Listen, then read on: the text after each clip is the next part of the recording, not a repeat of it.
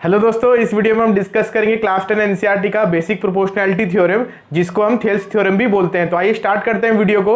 दोस्तों देखिए, ये थ्योरम क्या बोलता है, if a line is drawn parallel to one side of a triangle to intersect the other two sides in distinct points, the other two sides are divided in the same ratio. यानी कि बोलने का मतलब क्या, कोई भी एक side से हम एक पैरेलल बनाते हैं, जैसे हम BC से पैरेलल बनाए DE, ठीक है। तो ये जो दो ठोक पॉइंट पे क्या करेगा, ये इंटरसेक्ट करेगा बाकी दो लाइन को। तो ये थ्योरम क्या बोलता है, यदि ऐसा होगा, यानी पैरेलल बनाएंगे जो पैरेलल बाकी दो लाइन को इंटरसेक्ट करे, तो ये जो पॉइंट्स है ये इसको सेम रेशियो में डिवाइड करेगा। यानी कि AD by DB equals to क्या होगा, AE बाई EC। ठीक है, इतना सा बात है, खाली आपको समझना है।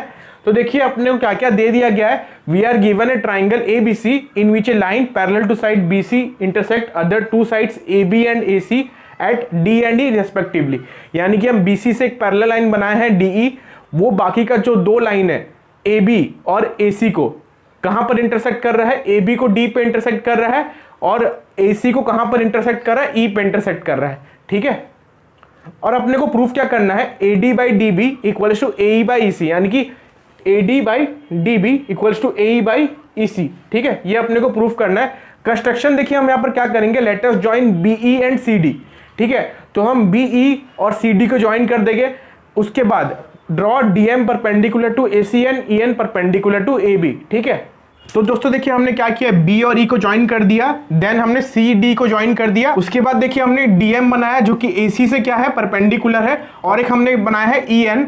ठीक है, EN किससे परपेंडिकुलर है, AB से परपेंडिकुलर है। ठीक है, तो हमने ये सब कंस्ट्रक्शन यहाँ पर किया है। अब देखिए इसका प्रूफ। दोस्तों देखिए, अगर एक ट्राइंगल दिया हुआ है अपने को, ठीक है, सपोज ऐसा एक ट्राइंगल दिया हुआ है, ठीक है, तो ये हो गया इसका हाइट। ठीक है, ये इसका क्या हो गया, बेस। ठीक है, ये बेस हो गया और ये हाइट हो गया। ठीक है, तो एरिया हम कैसे निकाल सकते हैं इस ट्राइंगल का, half into base into height. ठीक है, तो दोस्तों देखिए ये राइट एंगल ट्राइंगल नहीं है, बट फिर भी हम ये फॉर्मूला इस्तेमाल कर सकते हैं, half into base into height. देखिए half into base into height area निकालने का तरीका कब इस्तेमाल होता है, जब हमारे पास बेस हो ट्राइंगल का और हाइट हो। ठीक है, यानी ट्राइंगल का हाइट क्या है वो अपने को यदि पता है और ट्राइंगल का बेस क्या है वो पता है, तो हम ये फॉर्मूला का मदद से एरिया निकाल सकते हैं।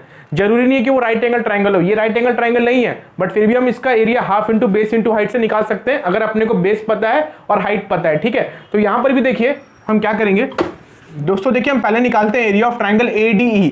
तो ये कितना हो जाएगा, half into base into height. ठीक है, तो यहां पर हमको ट्राइंगल ADE का बेस भी पता है और हाइट भी पता है। तो बेस कितना, देखिए ADE ट्राइंगल का बेस है AD। ठीक है, तो हाफ इंटू AD, और इससे जो परपेंडिकुलर रहेगा, यानी कि बेस से जो परपेंडिकुलर रहेगा उसको हम क्या बोलेंगे, हाइट बोलेंगे। तो हम हाइट क्या लिख सकते हैं, NE। ठीक है दोस्तों, अब हम कैलकुलेट करते हैं एरिया ऑफ ट्राइंगल BDE। ठीक है, तो देखिए ये क्या हो जाएगा, half into base into height. Base हम क्या लेते हैं, BD। ठीक है, और जो भी लेंथ BD से परपेंडिकुलर रहेगा वही इस ट्राइंगल का हाइट बनेगा। तो देखिए BD को यदि हम एक्सटेंड करते हैं तो इससे परपेंडिकुलर क्या दिख रहा है, NE परपेंडिकुलर है। तो यहां पर भी हाइट कितना होगा, NE होगा, ये आपको समझना होगा। दोस्तों देखिए एक ऐसा ट्राइंगल है, ठीक है, तो ये अपना बेस हो गया सपोज। ठीक है, देखिए यहां पर हाइट नहीं है, तो अपने को क्या करना पड़ेगा, बेस को थोड़ा सा एक्सटेंड करना पड़ेगा। ठीक है, देखिए एक्सटेंड हम लोग खाली हाइट निकालने के लिए कर रहे हैं, बट एक्चुअली में ये बेस है नहीं। ठीक है, तो हम यहाँ पर ऐसा कुछ बना दे रहे हैं। ठीक है, देखिए बेस को एक्सटेंड किए और हमें क्या बना दिए, परपेंडिकुलर बना दिए। तो यही अपना क्या हो जाएगा, हाइट हो जाएगा। ठीक है, सपोज ये A है, ये B, ये C, ये D, तो बेस कितना हो जाएगा अपना यहाँ पर, BC। ठीक है, और हाइट कितना हो जाएगा, हाइट बोल दीजिए, परपेंडिकुलर बोल दीजिए, हाइट कितना हो जाएगा, AD। ठीक है, तो अब देखिए जो हाइट है ना, हाइट ट्राइंगल के बाहर में है, तो यहां पर भी समझिए ट्राइंगल BDE। ठीक है, ये तो ट्राइंगल है, इसका बेस हम क्या मान लिए, BD, बट इसका हाइट क्या है, NE। अब हाइट कौन सा है पता कैसे चलेगा, जो भी चीज बेस से परपेंडिकुलर हो या बेस को एक्सटेंड करने के बाद उससे परपेंडिकुलर हो तो वो उसका हाइट होता है। ठीक है, जो भी चीज बेस से परपेंडिकुलर हो या बेस को एक्सटेंड कर दी उससे परपेंडिकुलर हो तो वो उस ट्राइंगल का क्या बन जाता है, हाइट बन जाता है। तो ये बेस है। ठीक है, इसको हम थोड़ा सा आगे लेके गए और इससे जो परपेंडिकुलर था, बेस से जो परपेंडिकुलर था NE, वही क्या बन गया, हाइट। तो यहां पर भी हाइट कितना हो जाएगा, NE। ठीक है, अब देखिए दोस्तों इसी तरह से हम निकालते हैं एरिया ऑफ ट्राइंगल ADE। दोस्तों देखिए ADE में हम बेस क्या मान लेते हैं, AE। तो AE से परपेंडिकुलर क्या है, DM। तो ये डीएम क्या हो जाएगा, इसका हाइट हो जाएगा। तो दोस्तों कोई भी लेंथ जो बेस से परपेंडिकुलर होता है वो हाइट हो जाता है, चाहे वो बेस के अंदर रहे या बेस के बाहर रहे, फर्क नहीं पड़ता है। अगर बेस से परपेंडिकुलर है तो वो उस ट्राइंगल का हाइट बन जाता है, ठीक है। तो इस बात पे थोड़ा ध्यान रखिएगा।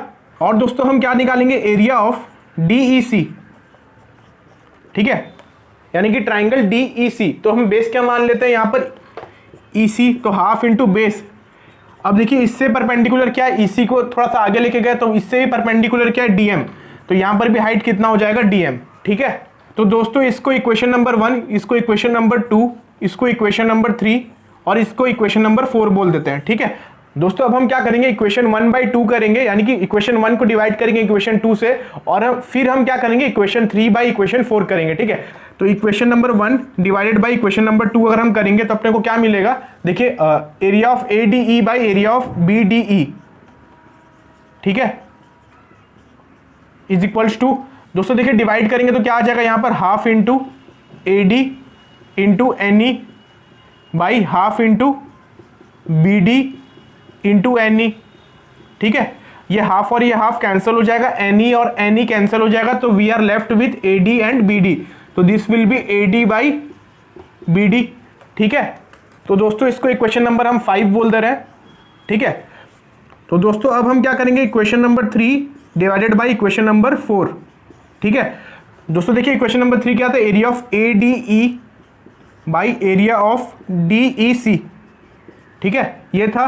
तो यहां पर देखिए हम क्या लिख सकते हैं, half into AE into DM by half into EC into DM, ठीक है। हाफ और हाफ कैंसिल हो गया, DM और DM कैंसिल हो गया, तो अपने पास क्या आ गया, area of ADE by area of DEC equals to AE by EC, ठीक है।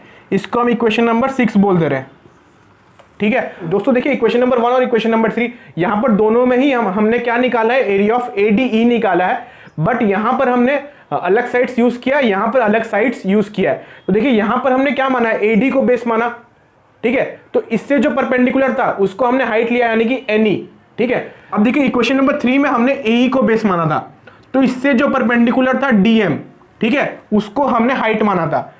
तो देख रहे हैं अलग अलग साइड्स का यूज हो रहा है, बट दोनों का जो वैल्यू आएगा वो सेम आएगा, क्योंकि दोनों का एरिया किसके बराबर है, एरिया ऑफ ट्राइंगल AD के बराबर है।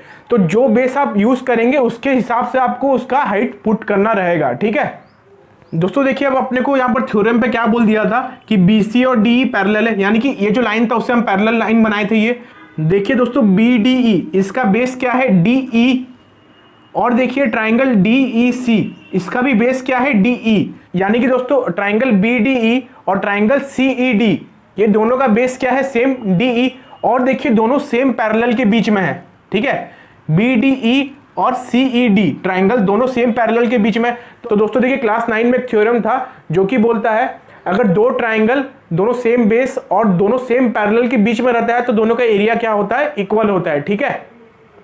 तो हम क्या लिख सकते हैं, since triangle BDE and triangle DEC are on the same base DE and between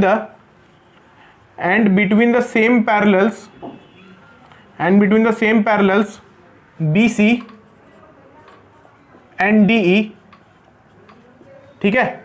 so area of BDE equals to area of DEC, ठीक है, लिख सकते हैं ना, ठीक है दोस्तों। यानी कि दोनों अगर सेम बेस, दो ट्राइंगल यदि सेम बेस और सेम पैरेलल के बीच में रहेगा तो दोनों का एरिया क्या होगा, बराबर होगा। इसको इक्वेशन नंबर हम 7 बोल दे रहे हैं, ठीक है।